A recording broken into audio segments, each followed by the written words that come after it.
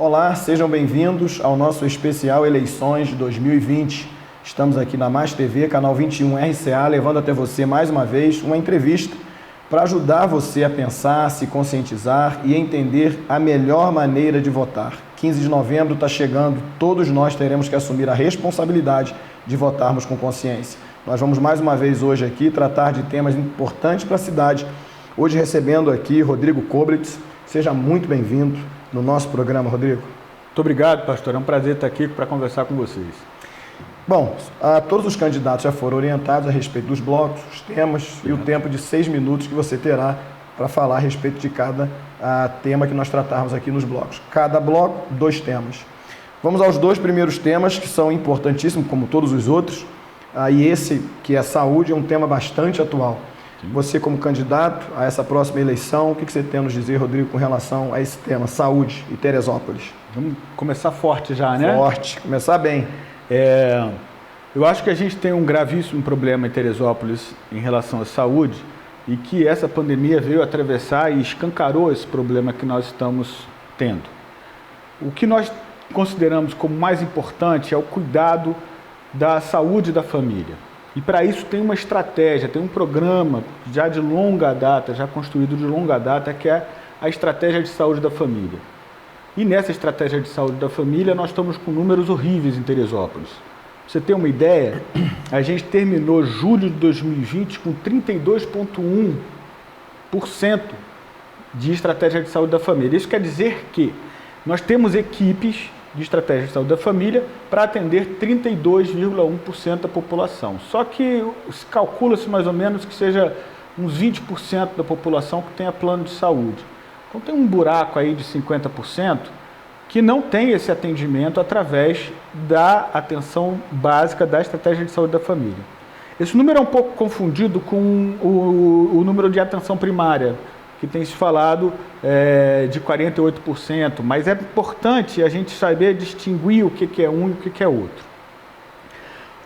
A estratégia de saúde da família é aquele grupo de pessoas, uma equipe de médico, enfermeira, técnico de enfermagem, agente de saúde, que vai na casa das pessoas, que conversa com as pessoas, que tem o histórico da família, que acompanharia, teoricamente, a gravidez da pessoa.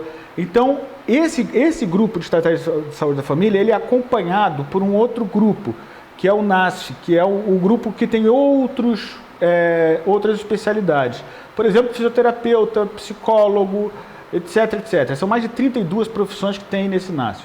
Só que você tem esse grupo, que é a estratégia de saúde da família, que tem o médico, de preferência o médico da saúde da família, e você tem esse grupo outro, que dá assistência não só a uma equipe de estratégia de saúde da família, mas a outras equipes. Então a gente acha essa estratégia maravilhosa. E nós precisamos botar essa estratégia de saúde da família apoiada com esses grupos de outros profissionais para funcionar. Porque quando a gente fizer isso, o que vai acontecer? A pessoa, por exemplo, que nasce uma perebinha nessa pessoa, e essa pessoa não consegue vaga para ir num posto de saúde, e quando vai, às vezes não é atendido então por um médico da família, mas por um médico que não participa dessa estratégia, ele não vai ter o histórico da pessoa, ele não vai saber das condições onde ela vive, não vai saber, por exemplo, se ela mora perto de alguma região que não está saneada, ou se está perto de uma região com um intenso uso de agrotóxico, não sabe o histórico da família, então o diagnóstico fica dificultado. Por isso, pelo fato, às vezes, de não conseguir essa vaga, a pessoa acaba não indo. E o que ela faz? Ela fica em casa com aquele problema até que aquilo desponta. E aí, de uma perebinha, de alguma coisinha, se torna uma coisa maior, né? Em vez de ser uma dorzinha ali na bexiga, se torna infecção renal, uma coisa grave. Porque não foi tratado devidamente. Porque não foi tratado com a atenção de um médico de 40 minutos e um remédio barato. Essa pessoa vai bater na porta da UPA e vai pedir, pelo amor de Deus, para poder ajudar ela, que ela está com dor intensa.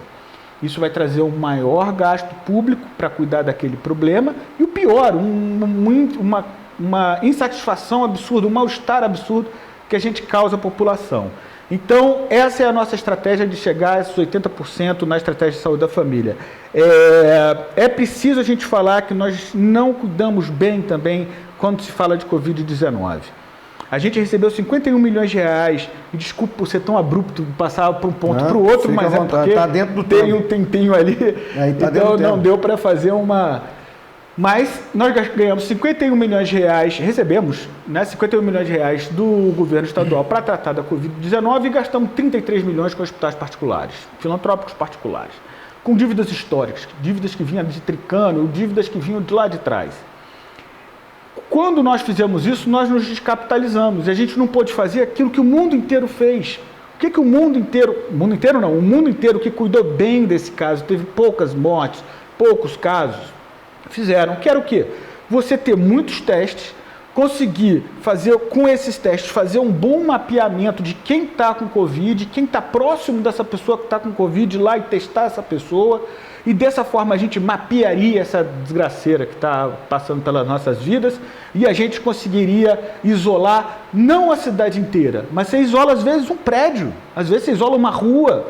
E não é um isolamento ostensivo, é um isolamento pela consciência, para mostrar, olha, nós estamos aqui, vamos medir todo esse prédio, vamos medir toda essa rua, porque essa rua aqui fica de quarentena, não tem problema. A gente teria tido números muito menores do que nós temos hoje. E agora a gente tem uma incapacidade de fazer isso, porque nós estamos gerindo mal o nosso dinheiro e a gente faz 150 testes por dia, que não é orientado. De vez em quando eles passam lá na praça, de vez em quando não, 2 vezes foram lá na praça de onde eu moro, para medir as pessoas que estavam ali, que tinham situação de risco, idoso, etc. e tal, população mais suscetível, mas não eram pessoas que estavam perto de outras que estavam doentes, era uma coisa aleatória. Então a gente vai andando aleatoriamente e assim a gente chegou a 163 mortes, assim nós ficamos 2 semanas com 0 vaga no UTI, 0, 2, 1 vaga, estamos nessa situação ainda hoje. Então a gente precisava ter uma outra perspectiva de gastos públicos, que é orientada ao bem-estar da população. Vamos para um outro tema agora também muito importante no que diz respeito, né, a um eventual governo seu, que é a educação. Como que você tem um olhar para a educação de Teresópolis e o que propõe a educação do nosso município? Esse tema é de tirar o ar, assim, da importância que ele tem, sabe? A educação, ela tem essa tradicional que a gente conhece, das crianças que vão até o 5º ano e do 2 que vai até o 9, do Fundamental 2, que é a nossa responsabilidade. E a gente tem uma proposta pedagógica para ser colocada em discussão. Não há o que se impor de cima para baixo numa prefeitura popular como a nossa, porque a mudança que nós queremos ver acontecer e vamos incentivar para que ela aconteça, ela tem que sair de dentro das escolas, tem que sair de um diálogo. Como Paulo Freire falava, querido Paulo Freire, o patrono da educação brasileira, a escola é dialógica, a educação é um processo dialógico. Significa que você precisa dialogar. A gente só aprende errando, sabe, pastor? Essa que é a verdade. A gente erra para aprender, Então, nesse processo de aprendizado, o que a gente tem que trazer? Amabilidade, harmonia, carinho e diálogo. E não tratar os outros com um pedaço de pau, ou batendo nas pessoas, ou trazendo um processo rígido, como são essa tolice dessa escola militarizada aí, porque o sujeito não consegue se transformar enquanto ser humano e cidadão. Porque ele tem que aprender a democracia, ele tem que aprender a dialogar. E ele vai fazer isso se ele praticar a democracia, se ele praticar o diálogo. Então, mas essa é uma proposta que está sendo colocada, vai ser colocada quando a gente conseguir a prefeitura, a gente vai colocar essa proposta para dialogar com os professores. E vamos ali no 1 a 1, no diálogo com 1 a 1, para ver quem topa, quem não quer, qual é a escola que entra nesse processo, para a gente criar essas comunidades de aprendizagem. Nas pontas, nós temos o foco. O foco na creche, que não é desvencilhável do nosso foco em escolas de jovens e adultos. Nós precisamos de creches noturnas e escolas de jovens e adultos diurnas. Porque a gente fica pensando na escola de jovens e adultos e fica vendo aquele bando de gente, um olhando para o pescoço atrás do outro, se especializando em pescoço, né? A gente acaba aprendendo como é que é o corte em V, etc. e tal. Mas esse processo pedagógico é um processo pedagógico que deixa para trás uma coisa fundamental, que é a vontade do ser humano. O que o ser humano tem a vontade de aprender? Ele precisa correr atrás disso. E nós temos a matéria aí no mundo para ele utilizar e seguir essa vontade, sabe? Se o cara quer aprender sobre cooperativismo, por exemplo, se ele for aprender sobre a história do cooperativismo, ele vai saber sobre história. Se ele for querer saber como é que aquela cooperativa de agricultura está fazendo, ele vai poder aprender sobre geografia, sobre geologia, vai poder explicar o que ele aprendeu para os outros, vai fazer uma redação, vai aprender português, vai aprender matemática. Nessas escolas que nós vamos criar de EJA, a gente vai ter um pouco mais de liberdade pedagógica para apresentar essa proposta de criação dessa comunidade escolar. Uma escola aberta, uma escola que possa, aberta no sentido de ser aberta à comunidade, de pessoas, por exemplo, que tenham coisas a falar ali, que saibam fazer coisas que os outros não sabem, que conhecem a história do bairro, ter essas pessoas o tempo todo entrando e saindo dentro da escola, falando com as pessoas, conversando. Agora, essas pessoas que estão no EJA, mudou um pouco o perfil, né? O EJA agora está muito próximo de pessoas mais novas, né, que apenas perderam 2, 3 anos da escola normal e acabaram indo para o EJA, mas tem muita gente adulta mais velha, né? Então essas pessoas muitas vezes têm que cuidar das crianças, dos filhotes, etc. Então por isso que vinha a ideia de você ter uma creche noturna. Você bota uma creche lá, a pessoa vai para a escola, vai lá, vai fazer uma escola dialógica, uma escola bacana, onde ele vai aprender a falar, discutir, conversar e aprender a estudar também, porque muitas vezes você fica 4 horas sentado vendo alguém falar para você o que é verdade, o que é mentira, mas tu não tem a disciplina pessoal de ficar sentado durante 40 minutos estudando, que dá aquele comichãozinho, você levanta e... Então é esse tipo de coisa que a gente tem que criar, sabe? Essa autonomia. Então a gente bota essa creche noturna também para o pai chegar lá, dar uma olhada na criança, ver como é que está o moleque, o que ele está fazendo, dar um alô, ver se está tudo bem. Agora a EJA vai ter um papel, e a creche então permite que a mulher trabalhe, porque no mundo de hoje que a gente vive aqui em Teresópolis principalmente, acaba ficando a responsabilidade das crianças para as mulheres. Então a gente, quando coloca a creche educação infantil em tempo integral, a gente permite que a mulher principalmente consiga ir trabalhar, que costuma ser dela essa responsabilidade. E no EJA, o que a gente vai fazer? Nesse EJA a gente vai, que eu vou ter oportunidade de falar, a gente vai incentivar e discutir a criação das cooperativas de trabalhadoras e trabalhadores. Porque essas cooperativas é que vão receber dinheiros públicos para a gente reconstruir Teresópolis, como a gente vai falar. O fato de nós hoje termos essa quantidade tão pequena de crianças em creche, em educação infantil, eu acho que é um descaso do poder público. Porque, na verdade, o valor que nós vamos pagar para o professor é reembolsado pelo Fundeb. E se a gente tratar o Tereprev e a PMT como uma conta que deve ser respeitada, a gente até lucra dinheiro, porque a gente paga para o professor paga 11% para o Tereprev, 15,28% é isso, a gente paga para o Tereprev enquanto patronal. O que esse restante a gente recebe do Fundeb, então não tem custo, contratar um professor para creche e educação infantil tem custo zero para o município. E não é possível que a gente continue nessa situação, que a gente transforma a vida das pessoas com isso, sabe? Bom, nós vamos para o segundo bloco, vamos dar um break agora e voltaremos já já com o segundo bloco, com mais 2 temas importantíssimos para tratarmos aqui. Não saia, fique aí, nós voltaremos já já.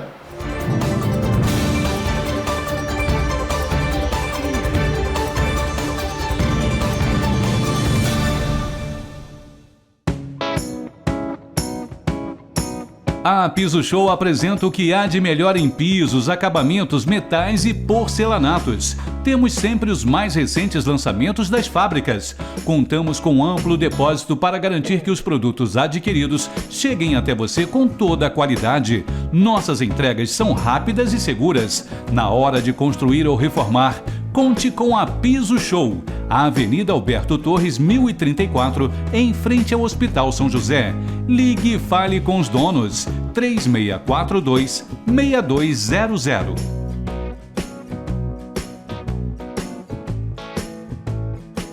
Conheça o Instituto Beneficente Trabalhando por Vidas da Igreja Batista Monte Hermon. Ligue para 2741-2710 e saiba mais sobre os nossos atendimentos gratuitos. Instituto Beneficente Trabalhando por Vidas. Rua Luiz Nogueira Júnior, número 100, no bairro de São Pedro, no Templo Antigo da Igreja Batista Monte Hermon.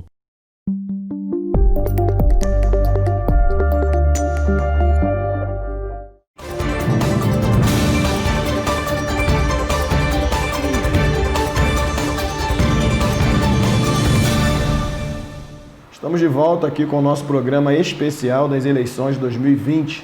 15 de novembro está chegando, a hora de assumir a responsabilidade de votar certo com consciência. Continuamos aqui com a nossa entrevista para entendermos um pouco mais das propostas do candidato. Agora, com relação à segurança pública. Tenho dito, repetido, Teresópolis é uma cidade com reconhecimento aí nacional e até fora, como uma cidade que tem segurança. O que pode se entender dessa segurança pública? O que pode se fazer para melhorar, se é o caso, Rodrigo? Segurança, a gente tem que saber como medir segurança, né? Porque a gente tem a sensação da segurança pública, isso é importante. E aqui em Teresópolis, de fato, essa segurança acontece em vários lugares, mas em outros não. Em comunidades, por exemplo, onde você tem uma pessoa que é ligada ao tráfico ou esse tipo de problema, essa pessoa não se sente segura, porque o Estado não está ali. Quem está ali, quem está mandando é um sujeito que está dizendo o que deve acontecer, o que não deve acontecer, às vezes até fazendo coisas absurdas com as pessoas. Então, a sensação de segurança que nós temos, ela precisa ser aumentada. Segurança não é um tema que se trata na base do revólver. Eu tenho clareza disso. Não é na base da pancada. Eu vi um desenho animado do Pica-Pau quando era criança, que o Pica-Pau tacava uma pedrinha no urubu. Era urubu ou abutre? Era urubu, né? Acho que era urubu, né? Era urubu. Ele tacava uma pedrinha no urubu, o urubu ia lá, tacava uma pedrona nele. Aí ele batia no urubu com um pedaço de pau, o urubu ia aumentando. Aí ele pegava um revólver e apontava para o urubu pegou um canhão, apontou para ele, aí o Pica-Pau pegou um revólver, apontou para a terra e disparou. Saiu a mão dele, sabe, da terra, apontou para a terra e disparou. É isso que a gente consegue. Se a gente for tratar segurança na base de quem é que tem mais bala, quem é que tem mais revólver, mais arma, a gente vai acabar nisso aí.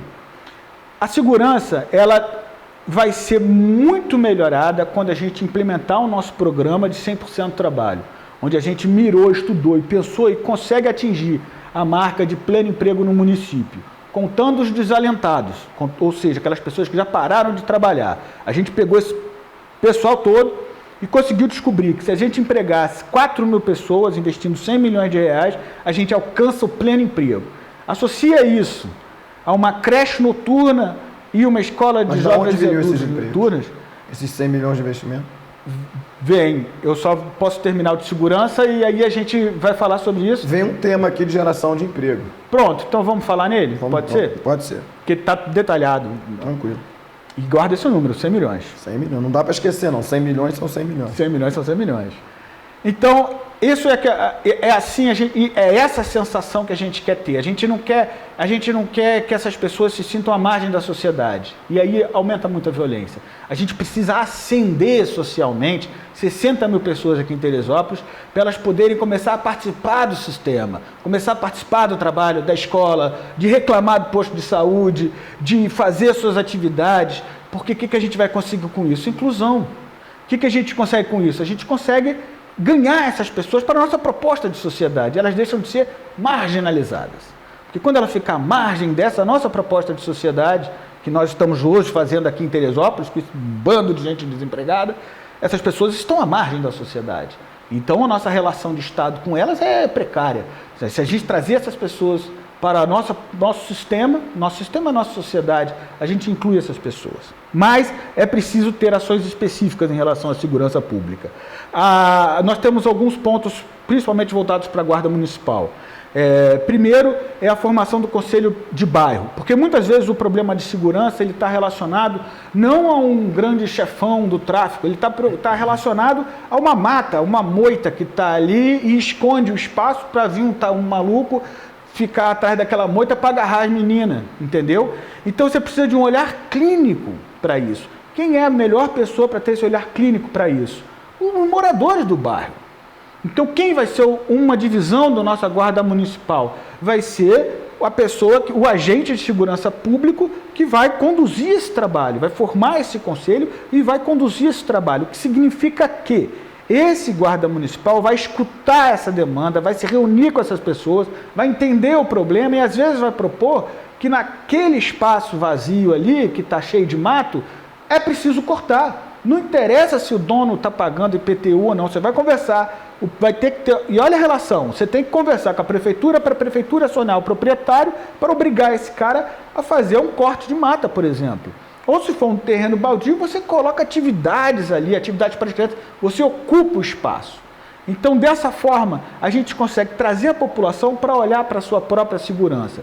E o profissional que vai cuidar disso é um guarda municipal. Eu sugiro que seja um guarda municipal, porque seria a pessoa mais qualificada para isso. É um agente público e é um agente que é da comunidade ou está próximo da comunidade.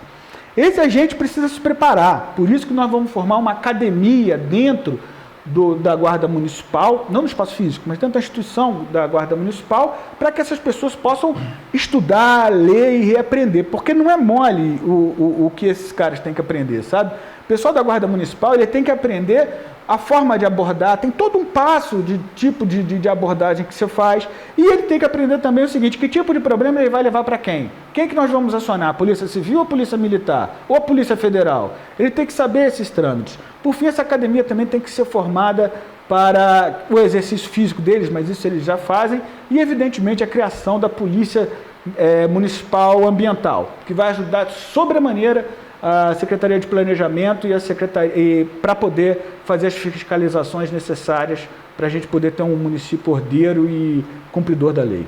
Perfeito. Nós vamos agora para um outro tema também importantíssimo, Rodrigo, que é a mobilidade urbana.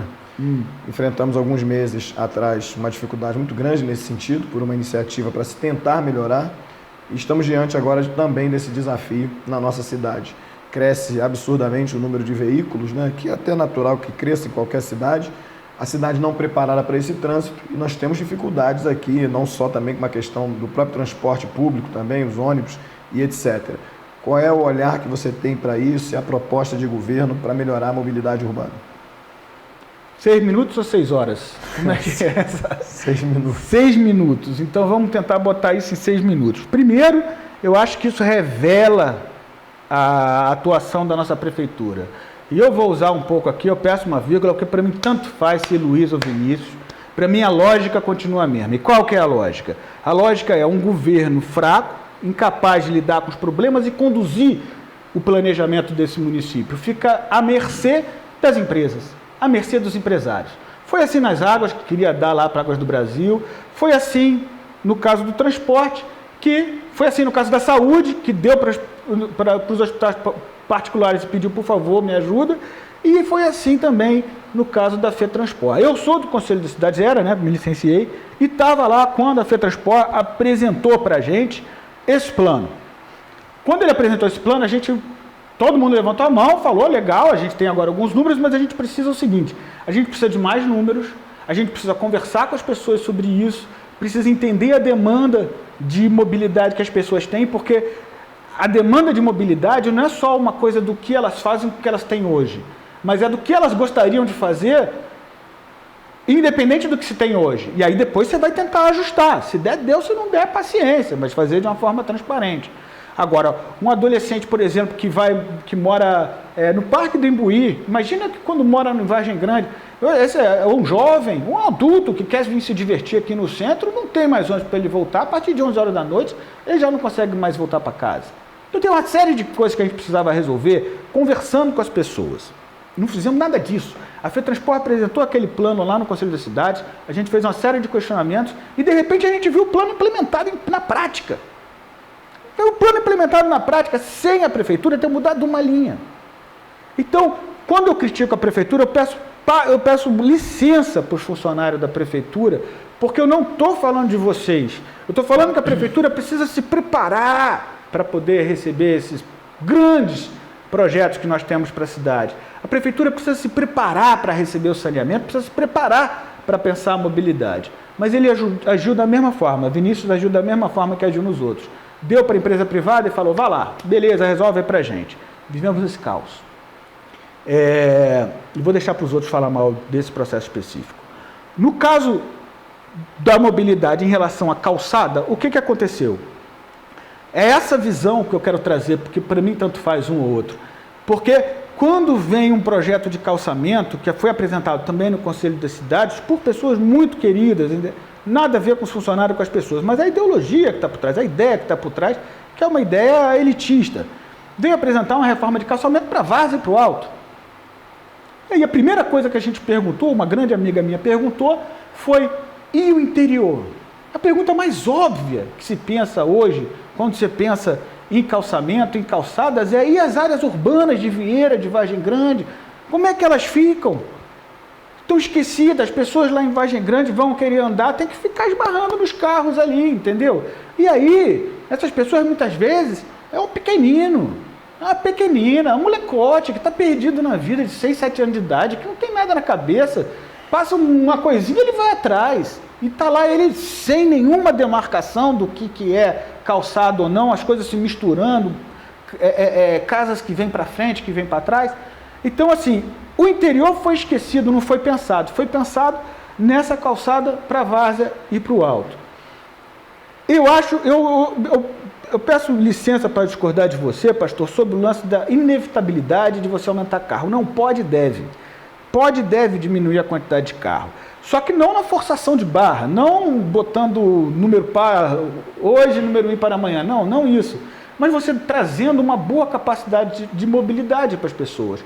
Bons transportes públicos, ciclovia é essencial no nosso município. A gente tem ali uma região plana, que é a da várzea, por exemplo, do alto, ali você anda de bicicleta ali fácil, e que a gente só tem aquela faixinha de ciclovia ridícula, que quando entrou, matou uma pessoa também. Isso que eu falo, cidade pequena, matou uma pessoa que é neta de um amigo meu, entendeu? Então, é cidade pequena. Por quê? Porque a via, inclusive, de ciclovia, ela está à esquerda, que é quando o carro corta para ir. E não tem nenhum olho de gato, não tem nada. Então é uma ciclovia que bota as pessoas em risco, além de que você vai querer dar uma corrida ali, tu fica respirando o gás carbônico dos carros, entende? Então a gente tem que criar a estratégia de uma outra ciclovia. Tem que entender o que a gente vai fazer com a Delfim Moreira, para a gente poder criar exatamente essa malha de ciclovia gigante, que eu tenho certeza que muita gente... Eu talvez não vá de bicicleta, porque eu tenho moto, e às vezes eu estou muito ocupado correndo. Mas meu filho vai de bicicleta para tudo quanto é lado, não tenho dúvida. Molecão, saudável. E a maioria desses jovens que estão aí perambulando entre Parque do Imbuí, Vale e até o Alto, vai ficar circulando por aí, entendeu? De bicicleta. Só que a gente tem que trazer segurança para eles, porque eles são nossos filhos. Eles são nossos netos, são nossos amigos, são pessoas próximas. A gente tratar isso com esse descaso, então a mobilidade ela tem que ser melhorada, principalmente trazendo a mobilidade sem carro. Então a mobilidade de bicicleta, mobilidade para os cadeirantes, calçadas preparadas para os cadeirantes em todos os espaços, incluindo no interior. Agora, e principalmente nas comunidades, nós precisamos melhorar as servidões. A gente não vai conseguir resolver o problema das comunidades agora. Isso é um problema de que vai levar alguns anos para resolver. Quinta Lebrão, Perpétuo, Rosário, Espanhol, isso vai levar alguns anos. Tem todo um problema fundiário. Então, a gente tem que ter algo emergencial, já no primeiro ano, que é botar cimento com mutirão para melhorar as servidões, para as pessoas não terem servidões de barro, que as pessoas não saem de casa. Vamos seguindo, então. Nós vamos para um break, voltaremos já com o nosso terceiro bloco, mais 2 temas importantes para serem discutidos e pensados. Voltamos já.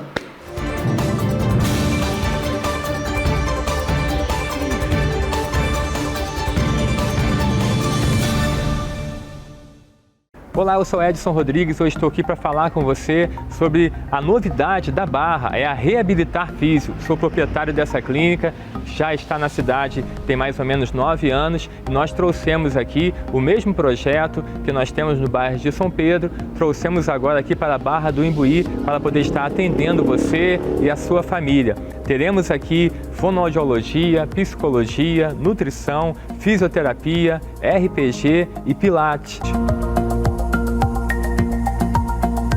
E eu quero também lembrar a você que nós temos algo aqui que vai chamar muito a tua atenção e facilitar também o teu acesso para o teu tratamento. Estamos em uma das ruas principais da Barra do Imbuí, que pega um movimento muito grande, tanto de escola como de igreja, e nós temos um amplo estacionamento no qual você pode vir, estacionar o seu carro ou a sua moto e assim realizar o teu tratamento sem nenhum custo para poder estar deixando o teu veículo sob os nossos cuidados aqui no pátio, no estacionamento estacionamento. O acesso para a clínica, ele tem um acesso adequado também para pessoas que de repente têm dificuldade para se locomover, para cadeirante. Então eu convido você para poder estar juntamente conosco aqui na Reabilitar Físio na Barra, realizando o seu tratamento. Eu espero você aqui na Reabilitar Físio da Barra, de 8 horas da manhã até as 6 horas da tarde. Estamos aqui para que você possa conhecer o nosso espaço e receber você com todo o carinho e atenção que você merece. Nós estamos localizados na rua Manuel Dias, número 121, é a rua onde ficam as escolas Sena e Bethesda, antes um pouquinho do campo de futebol do Barra Limpa. Eu aguardo você para que você possa nos conhecer e assim, quem sabe, nós teremos aí a oportunidade de estar cuidando de você e da sua saúde com o maior carinho e maior atenção. Muito obrigado, eu te espero.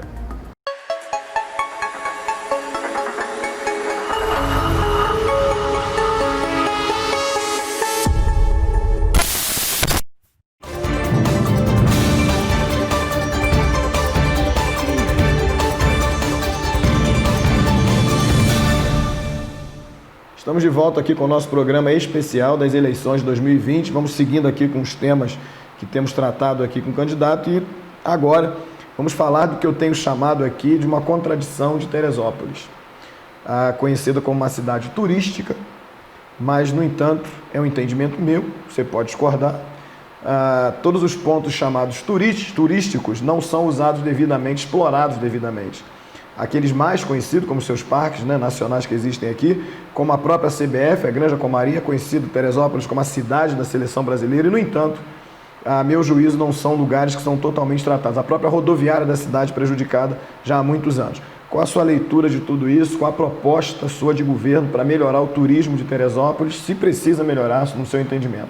Nossa, precisa muito, mas é importante a gente fazer uma distinção logo de cara quando a gente fala de turismo. Essa distinção nós vamos nos pintar de alguma coisa que nós somos para melhorar o turismo, melhorar o bem-estar do turista, ou nós vamos procurar ser quem nós somos e o turista que gostar da gente vai ficar mais por aqui.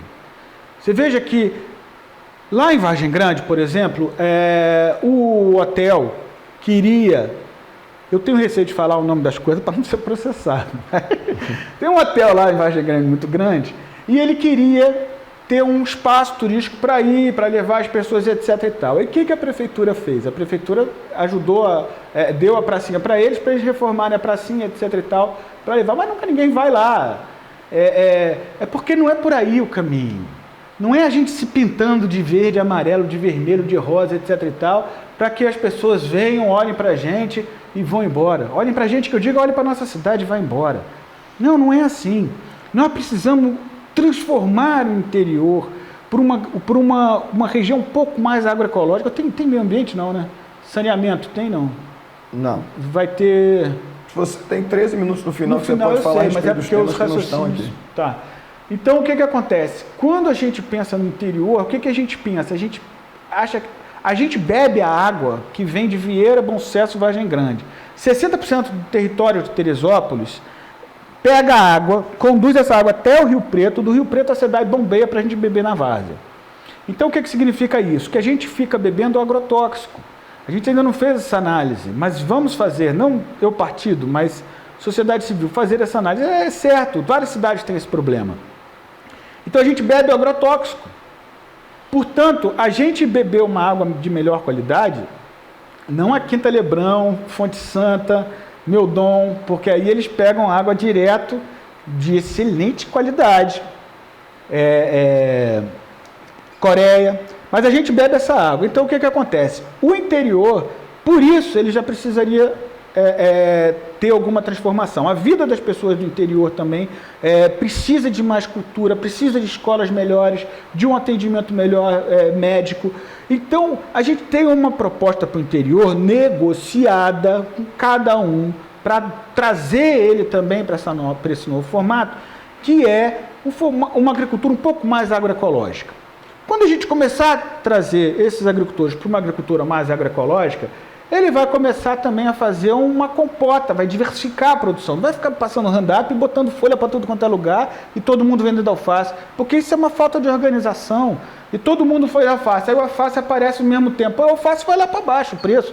Aí as pessoas vendem 18 pés de alface por R$3, R$4. É uma insanidade isso. Pouco dinheiro para o produtor, que só trabalha, para o agricultor que trabalha, para poder produzir muita coisa, para de forma desorganizada ofertar tudo ao mesmo tempo e o preço vai lá embaixo. Nós temos que pagar mais caro pelo alimento do campo. Você tem o tema agricultura aqui. Eu sei, mas eu estou falando de turismo, porque eu vou chegar lá. É o seguinte, na hora em que nós começarmos, por exemplo, a transformar esse agricultor, a trazer ele para uma agricultura mais agroecológica, esse cidadão já vende uma compota. E aí o que a gente vai fazer? Criar praça-parque nas regiões do interior, que vão ser regiões ótimas para turista ir, por exemplo. Imagina, quem que não vai querer ir num showzinho, numa musiquinha, numa apresentação de teatro, num parque no interior? Não só o turista que vem de fora de Teresópolis, mas pessoas que vão visitar e sair mais pela cidade, pelo município, conhecendo esses lugares. Essa ideia desse turismo é que a gente quer colocar, ou seja, um turismo, na verdade, que seja consequência do nosso modo de vida. Agora, evidentemente que nós temos pontos turísticos aqui excelentes para serem visitados e serem conhecidos. Inclusive, o que impede de Teresópolis ser, de fato, se tornar uma capital ecológica e, por isso, ser mais bem vista, é as nossas condições reais, é o saneamento básico que nós não temos.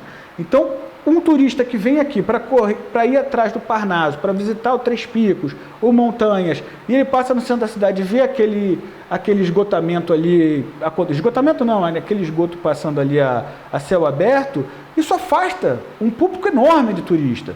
Então, por isso que eu falo, a gente precisa transformar a nossa vida, a nossa sociedade, por uma sociedade mais ecológica, para a gente ter um tratamento de lixo melhor. Eu acho que essas coisas vão fazer, certamente essas coisas, vão fazer com que o turista olhe para a nossa Teresópolis com outros olhos e queira vir aqui e passar um tempo aqui e, evidentemente, gastar seu dinheiro aqui, conviver aqui. Agora, as mudanças que nós precisamos ter para chegar ao turismo são mudanças que não são diretamente, tem algumas dessas que eu estou falando, diretamente ao turismo, mas a maioria delas, na verdade, são indiretamente ligadas ao turismo. Resolver o trânsito, por exemplo. Se a gente tiver uma bicicleta, ciclovias para as pessoas andarem de bicicleta, menos carros na rua, um bom transporte público, isso atrai as pessoas para cá. Até pessoas que têm casa de campo vêm mais frequentemente, porque vão poder curtir o nosso município, a nossa cidade, o centro, de forma mais aprazível.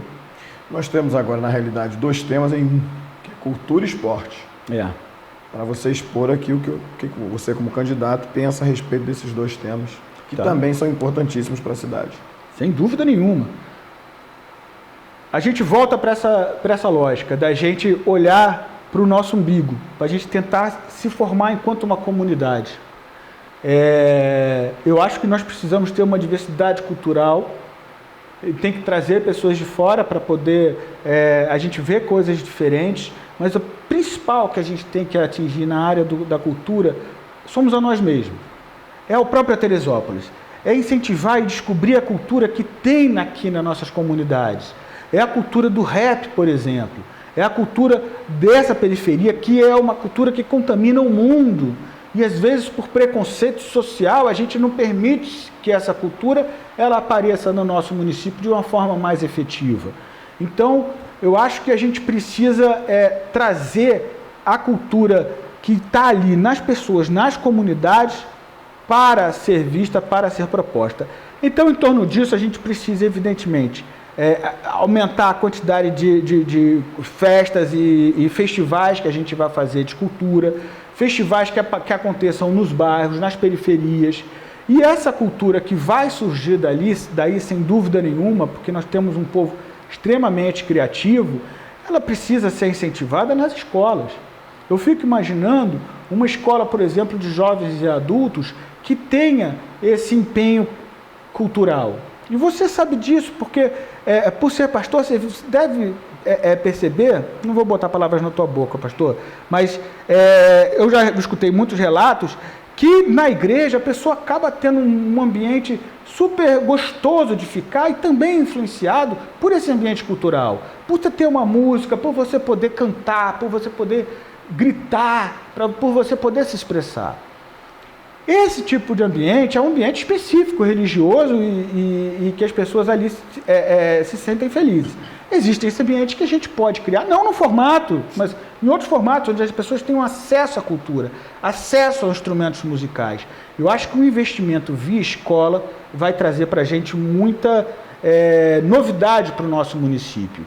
E aí, quando a gente começar a descobrir a cultura que está dentro da gente, que está no nosso povo, essa multidão de pessoas que estão aí produzindo cultura, mas não tem recursos financeiros para fazer isso, eles podem ser incentivados através desses festivais e essas pessoas vão aparecer. E a gente vai estar mostrando para o mundo a nossa cultura. Vale lembrar que Teresópolis fez o primeiro festival de cinema brasileiro, e foi por isso, então, olhado com outros olhares por todo o mundo e começou a ganhar visibilidade e plateia mundial. Porque quando você tem uma Parnaso, quando você tem um festival desse, você ganha uma publicidade gratuita. Quando você apresenta que você vai ter ali, por exemplo, o primeiro festival circense da região serrana, você automaticamente ganha publicidade em Belém do Pará. Ainda mais aqui perto no estado do Rio, isso vai noticiado. Então a criação desses festivais, agora esses festivais é isso, a gente tem que tentar trazer esses festivais e principalmente motivar aos teresopolitanos produzir a cultura e expor as pessoas ao mundo. O esporte, ele tem um papel central, eu acho que posso dizer até existencialista na vida das pessoas, sabe? Porque eu lembro muito bem que quando adolescente eu ficava procurando desafios. É o que você procura. Muita gente, às vezes, tem atitudes violentas, agressivas, que poderiam até ser canalizadas no esporte. Então, o esporte a gente traz algo que outros ambientes não conseguem trazer. A competitividade, por exemplo, que é pensada de uma forma muito ruim, porque a gente costuma avacalhar e ridicularizar aquele que perdeu, a gente pode ter algo ali, algo intermediário, em que a gente valorize a luta do sujeito com ele mesmo, dele superar a ele mesmo. Então você eu estou falando dessa coisa mais, essa parte mais profunda da lógica do esporte, sabe? Que a gente valorizar o esporte significa que a gente está valorizando um aspecto humano. E esse aspecto humano, ele recai sobre diversos outros aspectos humanos da sociedade. Então, a pessoa compreender seu corpo, compreender os limites do seu corpo. Você quer ver a diferença de uma criança que é criada em apartamento que não faz nenhuma atividade para uma criança que mora na roça, por exemplo, que conhece seu corpo, que pula cerca, entendeu? Por quê? Porque já se feriu na cerca de arame farpado, então já sabe da importância que tem que dar para aquilo. Então, essa é a parte mais profunda que a gente precisa que as pessoas façam esporte. Mas esporte para quem? Para todos. Esporte para todos. O esporte está na escola, o esporte está na estratégia de saúde da família, onde você tem lá dentro daquele grupo de profissionais que apoiam a equipe da estratégia de saúde da família, tem lá educador físico, que é para ajudar as pessoas de todas as idades, e principalmente os idosos, para se movimentarem, para andar, para criar ambientes lúdicos. Então a gente precisa colocar o esporte, eu acho que nessa perspectiva, como um aspecto humano que precisa ser desenvolvido por todas as pessoas do município, ou pelo menos o município, através das diversas formas de financiamento, da educação e da saúde, realmente fazer valer esse dinheiro e trazer a sociedade para viver esse ambiente, que é um ambiente do bem-estar do corpo do ser humano, né? Corpo são, mente são, já disse pessoas há muito tempo atrás. Nós vamos então agora para o intervalo e voltaremos já no quarto bloco, também com 2 temas importantíssimos para a nossa cidade.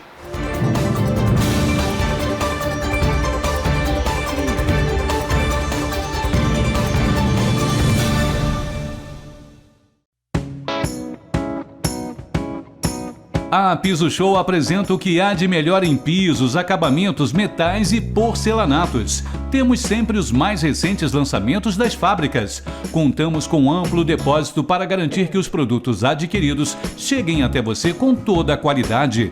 Nossas entregas são rápidas e seguras. Na hora de construir ou reformar, conte com a Piso Show. Avenida Alberto Torres, 1034, em frente ao Hospital São José. Ligue e fale com os donos. 3642-6200.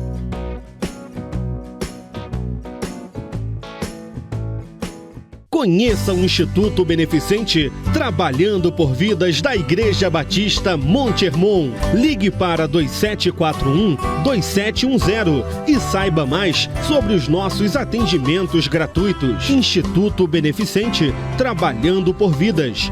Rua Luiz Nogueira Júnior, número 100, no bairro de São Pedro, no Templo Antigo da Igreja Batista Monte Hermon.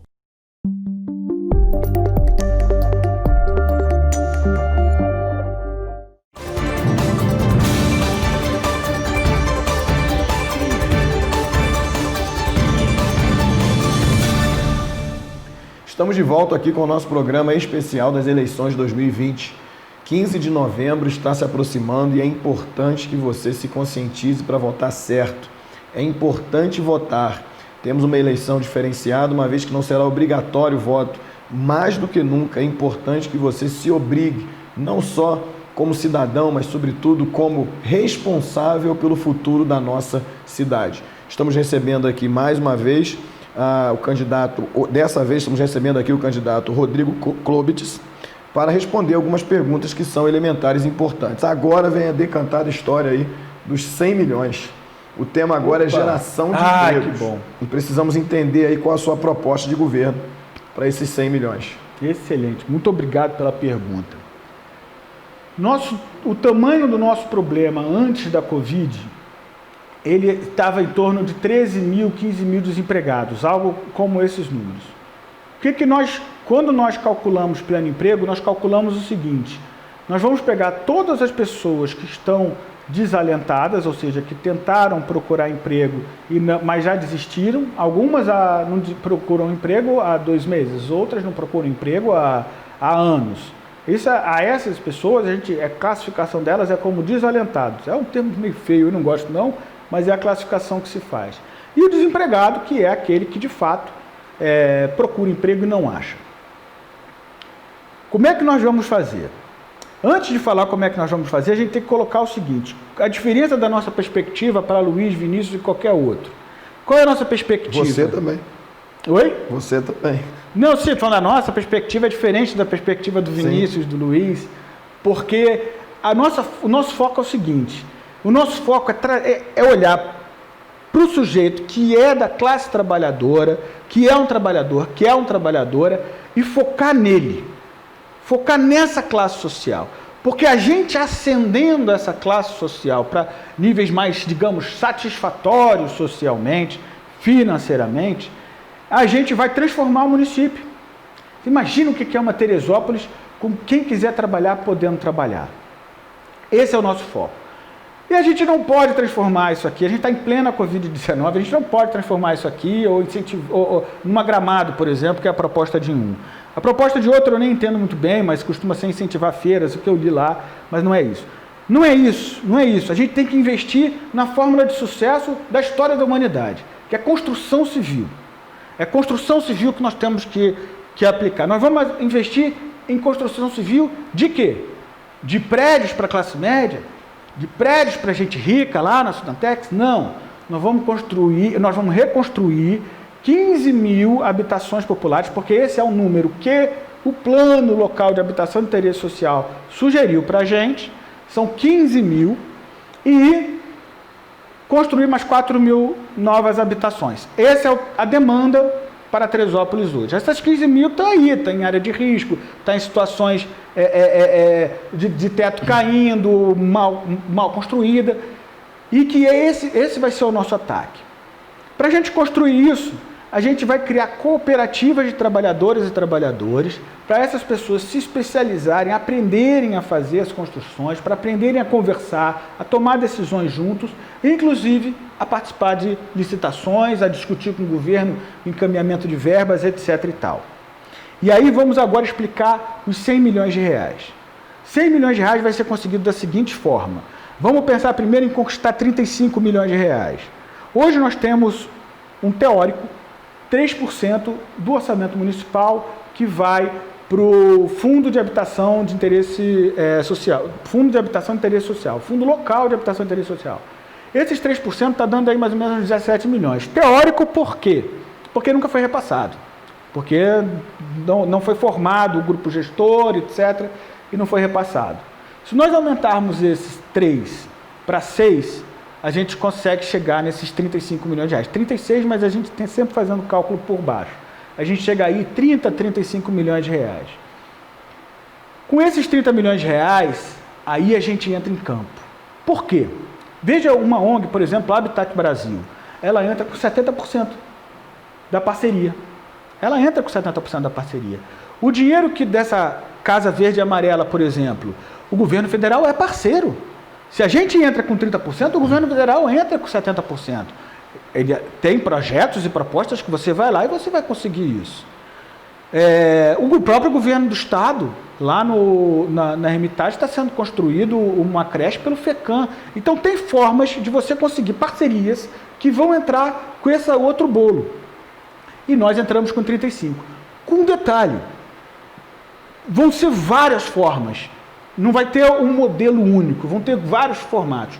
O modelo mais vulnerável socialmente é aquele que a gente vai contratar a pessoa, quer dizer, a gente vai contratar uma cooperativa que esse cara vai estar participando e a gente vai, então, contratar essa cooperativa para construir uma casa que algumas delas vão ser para eles mesmo. Um outro formato muito utilizado é você contratar uma cooperativa e esse sujeito agora contratado consegue financiamento. Então a gente, enquanto prefeitura, pode abrir mão de ser tanto financiador quanto contratante. Então se a gente incentiva e monta a cooperativa de trabalhadoras e trabalhadores e a gente consegue uma parceria com o governo federal, com quem quer que seja, ou com o Banco Mundial, com o Banco Americano, ou com essas ONGs, a gente consegue fazer com que essa casa seja financiada. Isso não quer dizer que ela é doada, isso quer dizer que ela é financiada, porque o próprio indivíduo, agora trabalhador de uma cooperativa, vai pagar por essa casa. Então essa é a lógica que a gente faz. Com detalhe, a gente tem 500 milhões guardados para usar. Eu falei em 100 milhões, e eu estou falando só de casa, só de habitação. Mas a gente tem 500 milhões de reais, que é o dinheiro do BNDES que vem para o saneamento básico. Esse dinheiro de 500 milhões de reais, ele vai ser emprestado para o BNDES, independente de quem quer que faça o saneamento básico. Se for a prefeitura, se for uma grande empresa aí. Então, nós temos esse dinheiro de 100 milhões e ainda de resguardo, mas não dá mais tempo, a gente tem 500 milhões de reais. Mas você tem o segundo tema agora desse bloco, que é praticamente na esteira do mesmo raciocínio, que é a agricultura. Tem muito a ver com a questão da geração de empregos, embora Teresópolis tenha um polo de agricultura muito forte, reconhecido no estado até pelo escoamento de produtos que saem daqui agrícolas. Qual a sua leitura para a agricultura de Teresópolis e propostas para melhorar? Sim, eu já roubei um pouco do tempo do turismo para falar sobre agricultura. Então eu vou já direto ao ponto. A couve há 10 anos atrás era 20 centavos. A couve hoje é 30. Vendida, né? Não é que a gente compra, mas é vendida. É 30 centavos. O produto agrícola não aumenta de preço. Ele tem uma dificuldade de aumentar de preço. Por quê? Porque nós estamos melhorando nossas técnicas. Nós estamos melhorando muito com agrotóxico. Nós estamos melhorando as nossas técnicas com maquinário também. Quando a gente aumenta as técnicas e permite que o produtor produza mais, é o efeito alface a R$4 que acontece. Você produz mais, você bota para vender, e ao mesmo tempo esse preço cai, oferta e demanda. Isso aí é difícil fugir disso. O plano para a agricultura é um plano dialogado, que todos me entendam bem, que nós não vamos impor as coisas a ninguém, nós vamos dialogar com os setores. O plano para a agricultura é o seguinte: nós temos um dinheiro na mão. Que dinheiro é esse? 20 milhões de reais de compra de agricultura, compra de merenda escolar. O que a gente faz com esses 20 milhões de reais? A gente contrata uma empresa e ela resolve. Está entendendo quando eu falo que a gente perdeu a noção de que política é para conduzir politicamente o município? É para conduzir uma comunidade, um grupo. Esse grupo tem 185 mil cabeças aqui. E nós abandonamos isso. E não importa se é Luiz Ribeiro ou se é Vinícius, os dois têm a mesma ideia, vai levar a gente para o buraco do mesmo jeito. O que nós precisamos é de um político, de um grupo político, que dê as mãos para quem está perto dele, para juntos conduzir esse município. Mas para a gente, porra! Para a gente! Que é para os nossos filhos, é para os nossos netos, é para os nossos primos, para as tias, entendeu? O que a gente vai fazer? A gente vai pegar esses 20 milhões de reais e vai otimizar ao máximo a compra do agricultor do interior. Simples assim. Simples assim. Nós gastamos hoje esse dinheiro contratando a Bem Nutritiva, que compra nossa comida do Ceasa com esses preços ridículos e tira o lucro dela. Para que a gente vai comprar alface de Bem Nutritiva? Faz o menor sentido. Para que a gente... Como a gente compra feijão? Aqui a gente planta feijão, gente. A gente não tem escala, porque não tem incentivo. Aí o que a gente vai fazer? Contrata a Bem Nutritiva, lava as mãos, me livrei desse problema. Aí a Bem Nutritiva vai e compra feijão de Santa Catarina. Aí o nosso dinheiro vai para Santa Catarina, pô. Nosso dinheiro tem que ir para Vargem Grande, para Vieira, para Bom Sucesso. Isso é meu imposto, meu ISS. Eu quero comprar produtos de lá. E aí, presta atenção, porque a gente já tem 20 milhões de reais na mão para compra, que já é um dinheiro, para compra de agricultura. O nosso lixo é terrível a forma que a gente trata o lixo. O Clausen apenas fez um novo contrato com a Inova, que é idêntico, reproduz identicamente o contrato que o Pedro Gil, foi Pedro Gil? Acho que foi, tinha feito, 8 milhões e 750 mil reais para poder fazer o recolhimento de lixo no nosso município. E a gente gasta 8 milhões de reais, cria um problema no Fischer e a gente fica nesse sufocamento. Isso aí, você não precisa de muito dinheiro para mudar isso. Isso aí é o seguinte, isso tem muita coisa para ser falada nisso, mas eu vou dar uma reduzida para o seguinte ponto. Nós vamos fazer da seguinte forma, vamos infernizar a sua vida para você separar o lixo. O que é orgânico e o que é reciclável. Nós vamos infernizar. Nós vamos, todo dia, nós vamos falar todo dia para o teu filho, falou para o teu papai, vai ser propaganda nas escolas, no posto de saúde, no CRAS, no CREAS, em todos os espaços públicos. Só não vai ter menininha ganhando 50 reais por dia para bandeirar isso, porque não é a nossa prática, mas nós vamos colocar dessa forma. E nós vamos conseguir isso. E aí nós vamos ter adubo para poder trocar. Então, quando a gente for conversar com o agricultor, a gente vai conversar da seguinte forma. Meu amigo, tá vendo aquela área de mata ciliar ali que você tá passando Roundup, a cada 6 meses você joga Roundup ali, mata tudo, e a gente vai beber essa água lá na várzea? Dá um tempinho desse Roundup, deixa essa mata ciliar, que se você fizer isso, eu compro tua produção e plante feijão, porque a gente está precisando comprar feijão. Plante feijão, faz promessa e faz pagamento antecipado, mas tipo a Caixa faz com pagamento de apartamento, ou seja, você faz um plano com esse cara, com coletivos, cooperativas de agricultores, você faz um plano, você vai ver se esse cidadão, se esse agricultor está seguindo esse plano. Se ele fez o plano, ele cortou a mata, ele não usou Roundup, a mata ciliar está legal, ele plantou ali o feijão, já está numa altura bacana, ele fez as técnicas, antecipa. Está aqui para você, para não passar dificuldade durante esse tempo. Então, essa é a forma com que a gente vai trazer agricultores para uma agricultura mais agroecológica. E aí, a roda começa a girar diferente. Sabe por quê? Porque esse cara já não vai ter mais só alface. Ele vai ter um porco, uma galinha, um tomate, um feijão. Ele vai ter uma plantação diversificada, já não vai precisar usar mais tanto agrotóxico. Ele vai ter um parque ali que vai ser visitado pelas pessoas que moram no centro, vão visitar o parque para fazer seus piqueniques. Aí ele já vai produzir uma compota de alguma fruta, já vai vender um produto mais caro, uma granola, que aí ele já vai estar em outro tipo de renda. Então, quando a gente fala em agricultura, a gente não pode esquecer que o campo não é uma indústria de comida. O campo é um grupo de seres humanos que a gente precisa aprender a respeitar, porque gostar a gente já gosta, mas a gente tem que respeitar eles e trazer eles para uma roda econômica onde eles vão ganhar mais dinheiro, entendeu? Nós vamos para o nosso penúltimo bloco, não saia daí, aguarde, nós voltaremos já com o penúltimo bloco importante para você também.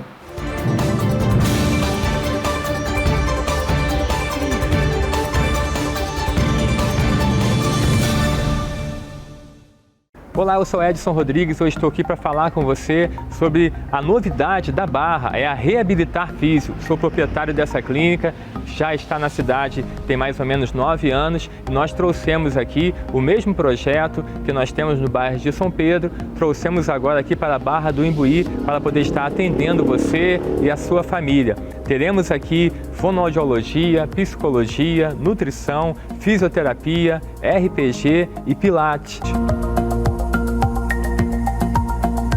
E eu quero também lembrar a você que nós temos algo aqui que vai chamar muito a tua atenção e facilitar também o teu acesso para o teu tratamento. Estamos em uma das ruas principais da Barra do Imbuí, que pega um movimento muito grande, tanto de escola como de igreja, e nós temos um amplo estacionamento no qual você pode vir, estacionar o seu carro ou a sua moto e assim realizar o teu tratamento sem nenhum custo para poder estar deixando o teu veículo sob os nossos cuidados aqui no pátio, no estacionamento.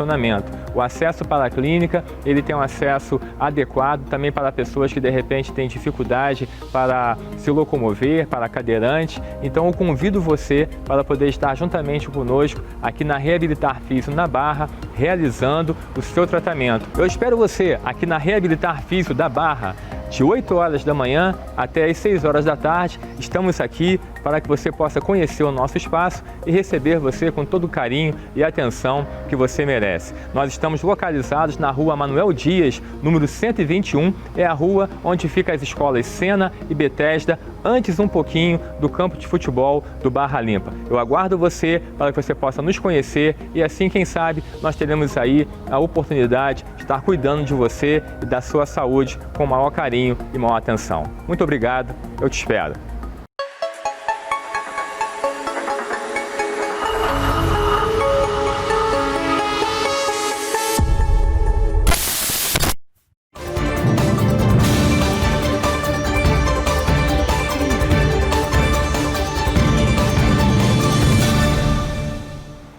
Estamos de volta com o nosso penúltimo bloco, recebendo aqui o candidato Rodrigo Klobit, que está tratando dos temas que temos sugeridos aqui para que sejam falados, expostos, para que você que está em casa possa entender, fazer seu juízo de valor.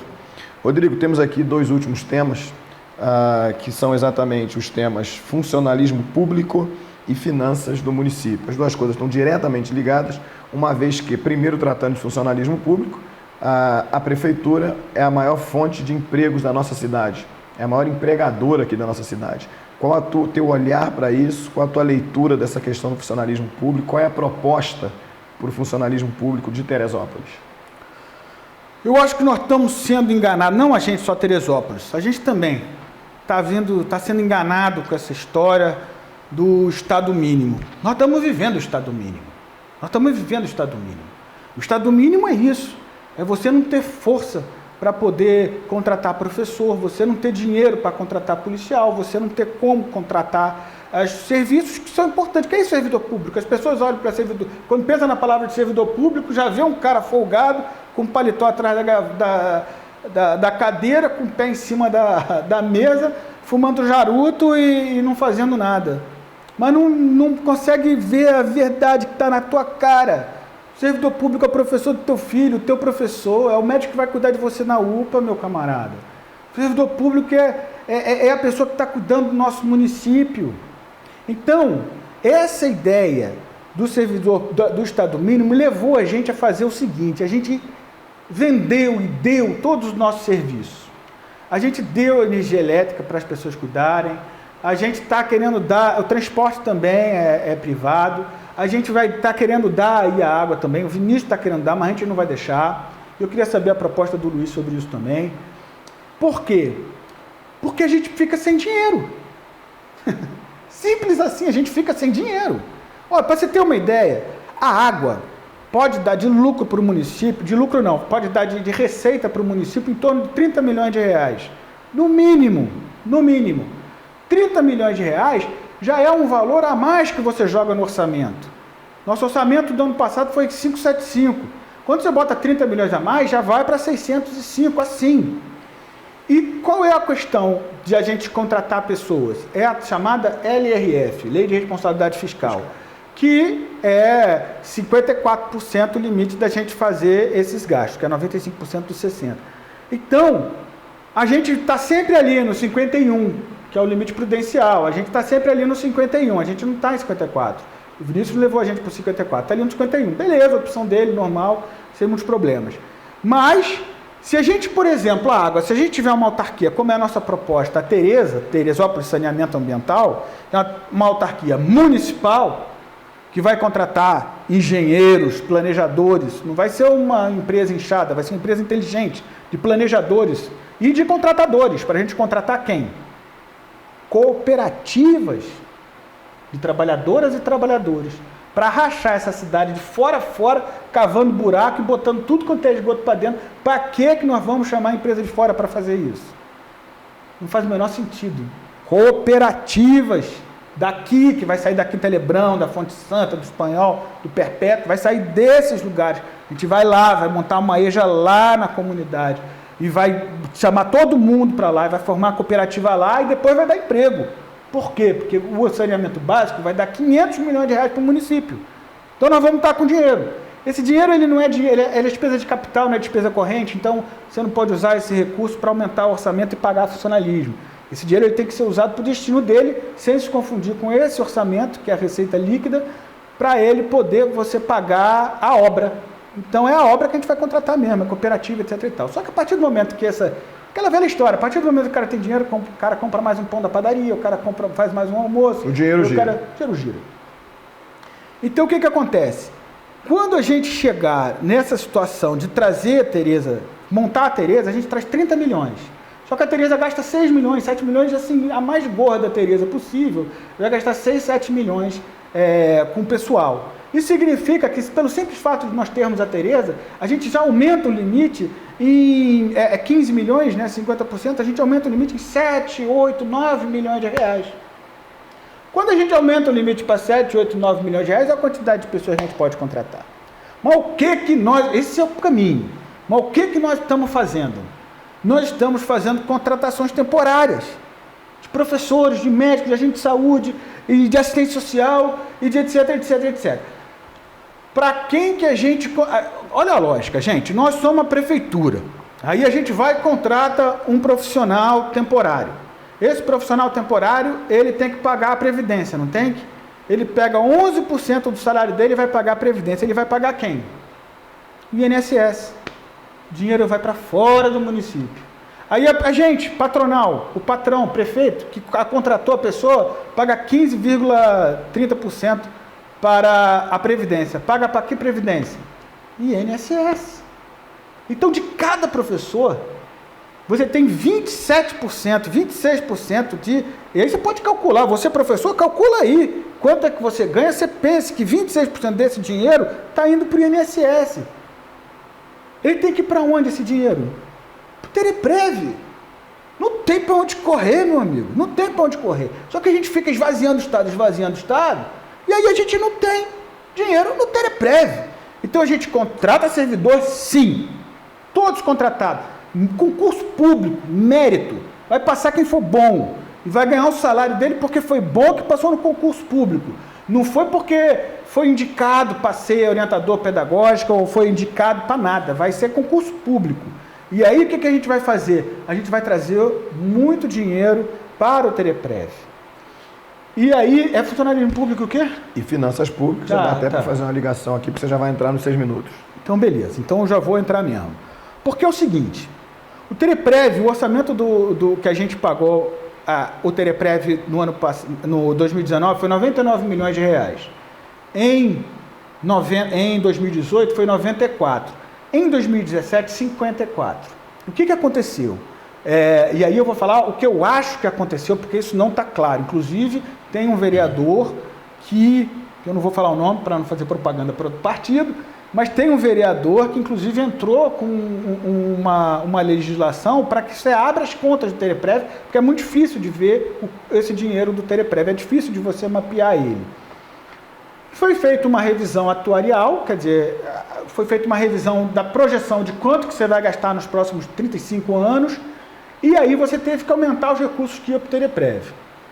De modo que a gente está gastando mais ou menos 94 milhões em 2018, 99 em 2019.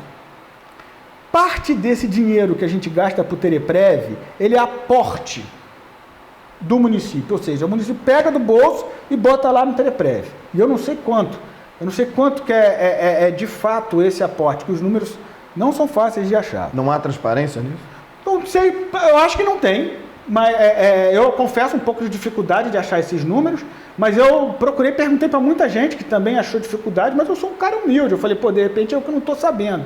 Mas quando eu vi essa ação desse vereador, querendo abrir as contas do Tereprev, eu estou achando que pode ser isso. Eu estou estudando muito e não estou conseguindo entender. Um número que eu não sei, por exemplo, desse aporte que a prefeitura faz, que eu estou calculando em torno de 50 milhões, porque ele é um débito não deduzido da despesa, esse aporte de 50 milhões, eu não sei que parte desse dinheiro é feito para pagar a despesa do ano e que parte é feito para poder criar um fundo. Porque teve um fundo Tereprev, teve um fundo que o próprio Vinícius usou na Covid. Mas Covid normal, é isso aí, Covid vale tudo. Mas então tem algum dinheiro que foi para aí. Mas olha a lógica perversa da coisa. Esse dinheiro que a gente coloca, que eu estou calculando que 2019 foi de 50 milhões, esse dinheiro sai da despesa corrente líquida. Ou seja, impacta fulminantemente o dinheiro que a gente tem para contratar pessoas. Como os nossos contratos são daquele jeito, resolve aí, todo mundo, vamos lá, contrata médico. É dinheiro que a gente já paga. Médico a gente paga 10, 12 mil, eu vi os contratos, a gente paga, e tem que pagar isso mesmo. Médico é difícil de achar, se eu não pagar isso não vem. A gente paga, mas o INSD, o dinheiro da Previdência dele vai para fora. Então o que acontece? Fazendo concurso público, a gente vai pegar esse povo todo, vai pagar, parecido com o que nós estamos pagando hoje, e vamos trazer esse dinheiro para o Tereprev. A cada real que entra no Tereprev, por causa desse tipo de contrato, é R$1 que a gente deixa de dar de aporte. E aí é mais dinheiro que a gente tem para poder fazer os serviços públicos, se quiser, inclusive, contratar mais pessoas. Porque nós temos uma demanda, por exemplo, de professores de 780 pessoas. Só que a legislação permite que a gente contrate só mais 501. Esse concurso que o Vinícius vai fazer de 301, ele vai cobrir o buraco do dente. Mas tem que fazer. Faça. Sempre quando alguém for fazer um concurso para professor, nós temos que apoiar. Aí vai cobrir o buraco do dente, porque a legislação permite mais 501 e nós precisamos, de fato, mais de 700 funcionários. Então, são pessoas que a gente vai contratar através de concurso público, essas pessoas vão contribuir para o Tereprev. Quando esse dinheiro cai no Tereprev, a gente vai diminuir o nosso aporte e a gente vai ter mais dinheiro. Então, é dessa forma que a gente está raciocinando a parte do Tereprev. Agora, os outros gastos da prefeitura, a gente tem que avaliar a coisa de acordo com a necessidade. Eu acho, por exemplo, essa coisa de emenda parlamentar, eu acho um erro. A emenda parlamentar, você simplesmente coloca o vereador como uma forma de fazer a política pública em função da prefeitura, em vez da prefeitura. O que nós precisamos? Nós temos que ter plano. O que nós vamos fazer no nosso município? Nós temos que ter plano. Nós vamos fazer isso. E um plano para que todo mundo que queira ver, participar, opinar e, se for necessário votar, vote. Então, o que nós vamos fazer? Nós vamos reformar as calçadas da Várzea ou nós vamos botar calçada em Venda Nova? Vai melhorar as calçadas de Vargem Grande ou vai... Esse tipo de coisa a gente tem que botar na mesa para a gente conversar. E aí a gente faz. Qual o problema disso? Nós tivemos agora... Eu acho isso um absurdo. O Vinícius agora, em véspera de eleição, está pichando. Foi outro dia no Vale da Revolta. Meu sapato, esse sapato aqui mesmo. Aqui, tem até as marcas. Jogou aquela porcaria daquele piche preto lá na calçada das pessoas, inclusive não passa carro. Estava lá a senhora lá olhando, com medo de sair de casa, porque estava aquele piche preto afofado, que nem foi na Duque de Caxias. Eu botei minha moto na Duque de Caxias, a moto quase caiu. Eu botei, quando pegou o pedal, afundou. Botou um asfalto de má qualidade, mal pensado, de forma eleitoreira. Isso não pode acontecer. Isso não pode acontecer. Esse gasto tem que ser planejado. Nós temos que saber que se tu está comprando asfalto, tem um propósito. E você não pode guardar esse asfalto para vir agora, em véspera de eleição, e pintar a cidade toda de preto, botando essa porcaria que vai cair daqui a pouco. Então, o nosso foco é planejamento. planejamento do que fazer no município. Quando a gente fizer isso, a gente vai trazer a população para perto da gente. E a gente vai ter, então, uma orientação de gastos públicos de forma transparente, sabe? E todo mundo vai ver em que nós estamos gastando e, melhor, votando em como nós temos que gastar. Nós vamos para o nosso break, voltaremos já já com o nosso último bloco. Não saia daí não, voltaremos já já.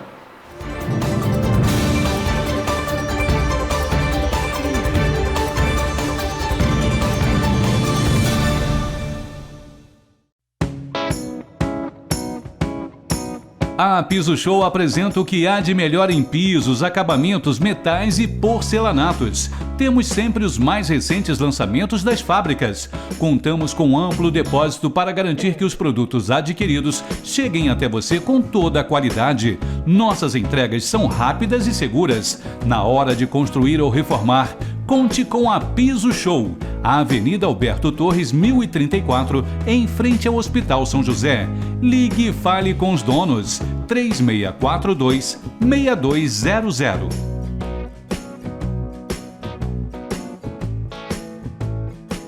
Conheça o Instituto Beneficente Trabalhando por Vidas da Igreja Batista Monte Hermon. Ligue para 2741-2710 e saiba mais sobre os nossos atendimentos gratuitos. Instituto Beneficente Trabalhando por Vidas.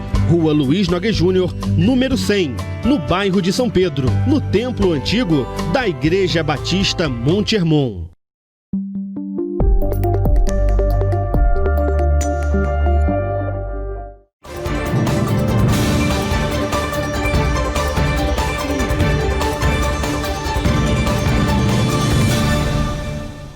Estamos de volta com o nosso último bloco e mais uma vez eu vou aqui fazer um chamamento, não é? Uma convocação, sobretudo à consciência de todos nós que moramos nessa cidade, que amamos Teresópolis, para votarmos mais uma vez com responsabilidade, com consciência. Essa eleição é uma eleição diferenciada, não há obrigatoriedade de ir votar. O que vai valer agora é a nossa consciência de entender que precisamos exercer a nossa cidadania de forma consciente. A proposta deste programa especial das eleições de 2020 é exatamente essa, entrevistando os candidatos. E, Rodrigo, você tem agora 13 minutos para discursar, falar a respeito do seu plano de governo, daquilo que você não disse ainda. Mas eu quero começar te fazendo uma pergunta, que daí você, por favor, segue. Bom, vamos para as realidades dos fatos. Você mesmo, por vezes, citou dois candidatos que a leitura que se faz na cidade é que talvez eles dois, mais uma vez, irão polarizar essa eleição. Na eleição de 2018, que foi aquela eleição extemporânea, o candidato, hoje prefeito, Vinícius Claus, ele apareceu, chamado de uma figura surpresa, não é isso?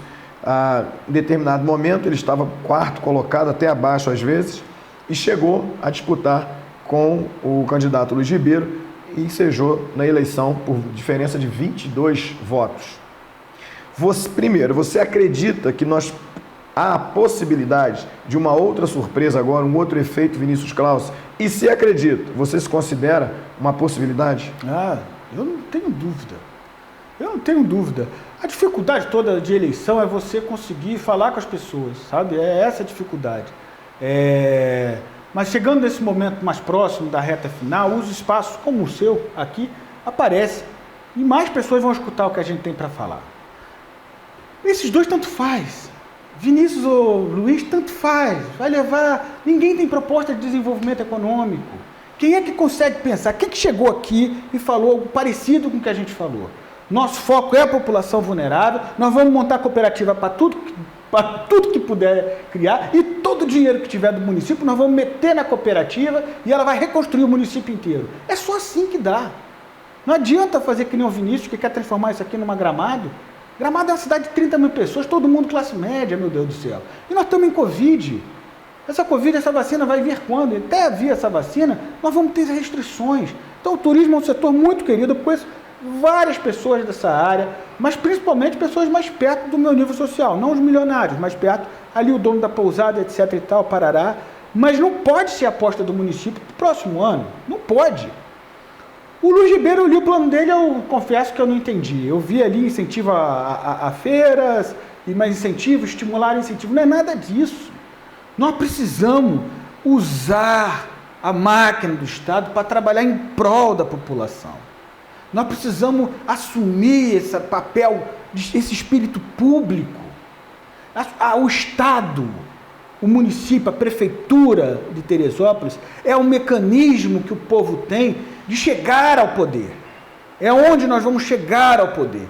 Nós vamos chegar ao poder e nós vamos pegar aquele dinheiro que está ali e levar esse dinheiro para as pessoas que precisam.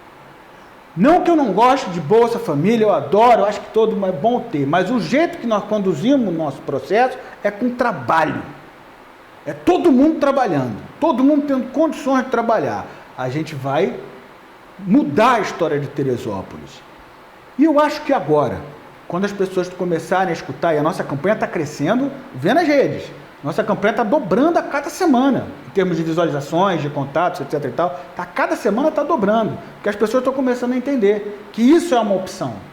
Isso é uma opção principalmente para a classe trabalhadora, mas também recai sobre a classe média e sobre a classe alta. Tem muita gente que é gente da alta que está perto da gente, sabe? Porque é a questão da desigualdade. Viver num mundo menos desigual é melhor para todo mundo. Sabe? Como é que pode a gente viver e achar tranquilo, a gente viver num mundo onde cai uma chuvinha, a gente recebe ligação de pessoas desesperadas porque vai cair a casa de uma pessoa. Nós temos que pegar todos os nossos esforços e resolver isso, gente. Resolver um potencial problema que virá no ano que vem sem ajuda emergencial, que é a fome. A gente tem que estar preparado para isso.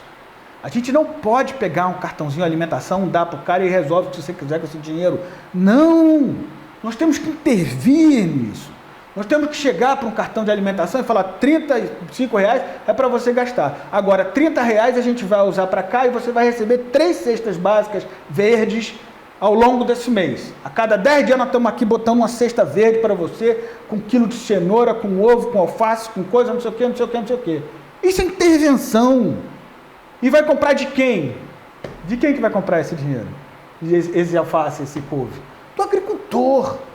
Rodrigo, deixa eu tentar entender uma outra coisa aqui que eu acho importante para o telespectador até fazer o seu juízo de valor.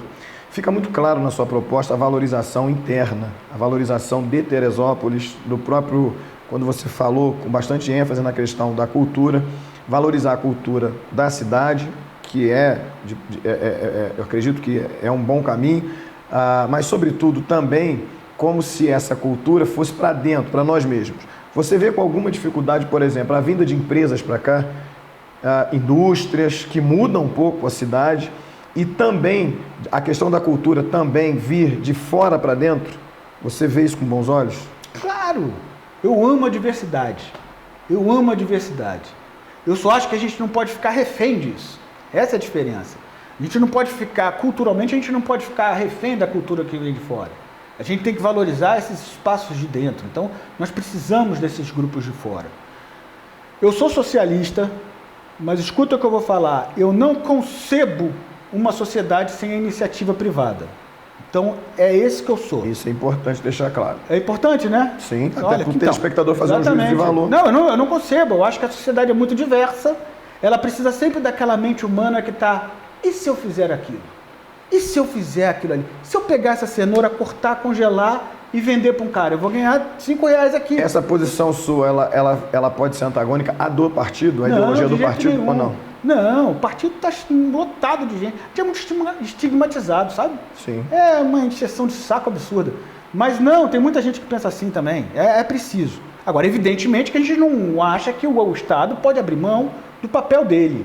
E tem que usar. A gente está no momento que países mais próximos desse campo progressista, como Portugal, por exemplo, deram aula. Estão dando aula. Porque as pessoas criticam a ditadura comunista do Brasil e vão morar em Portugal, que é um país socialista. E falar que sim. Mas aí tem médico. Que é um dos lugares que mais está recebendo brasileiro. É claro, porra. Quem é que não vai querer num lugar onde você tem saúde e educação, gente? Pensa nisso. É esse o estado que a gente está falando miserento, sabe? Que não tem dinheiro para fazer nada, porque está dando tudo para as empresas. Para essas empresas, eu dou uma banana. Para essas empresas de Ageia, que vai querer pegar nossa água aqui, eu dou uma banana, chuto daqui, vá-se embora, que a gente não precisa de vocês. Aqui é água. Não vai tirar lucro da nossa água. A gente sabe gerenciar. Itu, para tu ter uma ideia, Itu, o município de Itu, esse município, ele privatizou as águas dele. Eu falei com o secretário municipal lá, teve uma multidão que escreveu um e-mail para mim, todos no mesmo e-mail, Itu, né? São Paulo. Itu, São Paulo, aquelas coisas grandes, lápis grandes, Sim, etc. E tal. sim. Eles privatizaram em março, em outubro eles estavam remunicipalizando de novo. O mundo inteiro está remunicipalizando água. Entendeu a roubada que é botar lucro em divisão de água?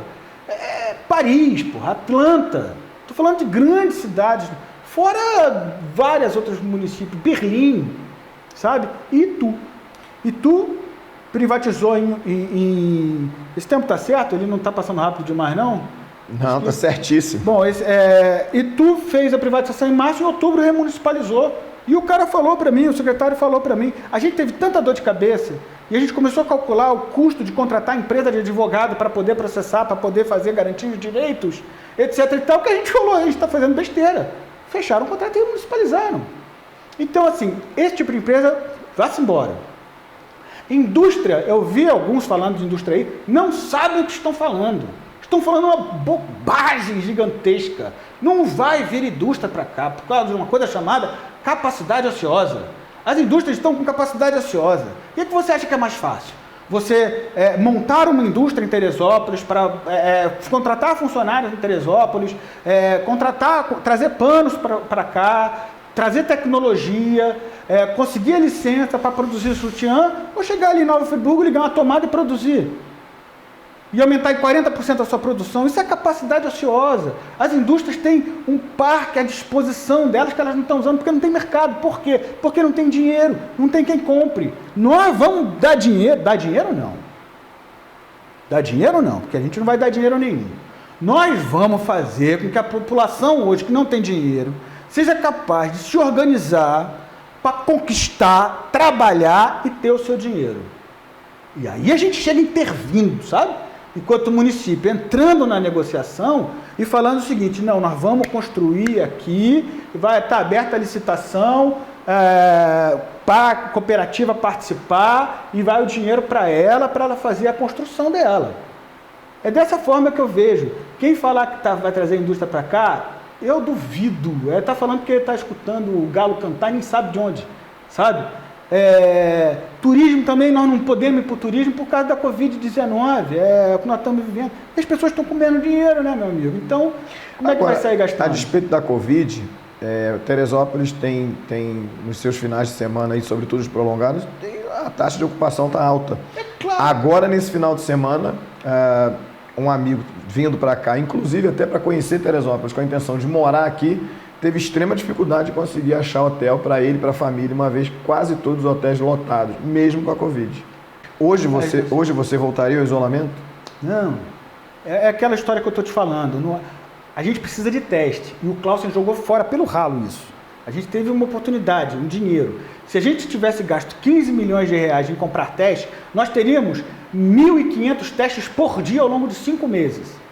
Não é isolamento social radical para todo mundo ficar em suas casas, não. É isolamento localizado com mapeamento.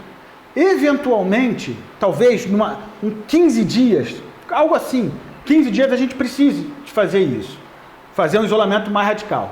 Mas depois, eu acho que a política é essa. A política é você testar as pessoas que estão com Covid, ver quem participou, fazer o planejamento por app, quem teve contato com essa pessoa, criar um gabinete executivo, não um gabinete executivo, um gabinete que trabalhe, que ligue para as pessoas, né? Não liga, mas orienta a pessoa que vai ligar, está sabendo, que vai entrar em contato com as pessoas, vai saber quem pode ter Covid, vai lá e testa. Não essa coisa que a pessoa acha que tem Covid, vai no Pedrão, tossindo com febre, o cara fala, acho que não, volta daqui a 2 dias. Aí o cara pega o ônibus de novo, volta para casa, contamina ali alguns tantos. Então, sim, o turismo está florescendo, tem gente andando por aí, mas nós não temos leito de hospital. E nós temos morte nas costas. Eu não quero viver num mundo assim. Eu não quero viver num mundo assim. A gente pode resolver esse problema, sabe? Mas o turismo tem que ficar um pouquinho mais resguardado, até a gente conseguir liberar a economia com facilidade. Porque quando a gente começa a mapear exatamente onde estão esses casos de Covid, começa a diminuir, Se você tiver ali ônibus em ônibus em ônibus chegando do lado de fora, também prejudica isso. Então a gente tem que ser inteligente e olhar para a nossa população. Eu queria aproveitar, mas você fez umas perguntas ao longo dos meus 13 minutos. Tu não me dá uns 40 segundos Foi combinado. só para terminar? Eu esqueci essa parte. Produtor Miguel, ele é o chefe, ele comanda isso aqui. É porque é o seguinte, eu falei tem uma coisa fundamental que é o seguinte, nós temos na Tereza, na construção da nossa autarquia municipal, a empresa que fez o planejamento econômico do município, ela falava o seguinte, nós vamos arrecadar de conta de água de esgoto 4 bilhões de reais nos próximos 25 anos. Desses 4 bilhões de reais, 1 bilhão era de lucro, 1 bilhão era de imposto. A gente montando a autarquia municipal, a gente não paga uma série de impostos, imposto sobre o líquido, etc e tal, e também não precisa ter lucro. Então, assim, esse tipo de... Eu estou dando esse exemplo porque esse tipo de ação só faz alguém que tem espírito público e que acredita que o Estado pode ser um organizador da população. Mas para isso precisa estar com a população junto dele, entendeu? E nós, quando ganharmos essa eleição, nós vamos construir esse mundo. Um mundo solidário, humano e fraterno. E conversando com você. Rodrigo, muito obrigado pela sua participação, por ter aceitado o convite, ter estado conosco nesse tempo. A você que está em casa também, meus agradecimentos por ter ficado conosco, assistindo, pensando, e você com certeza está criando seu próprio juízo de valor. 15 de novembro está chegando e nós iremos exercer o nosso papel, a nossa cidadania, mas sobretudo a nossa responsabilidade com Teresópolis. Que Deus nos abençoe em tudo e sempre, e até o próximo programa.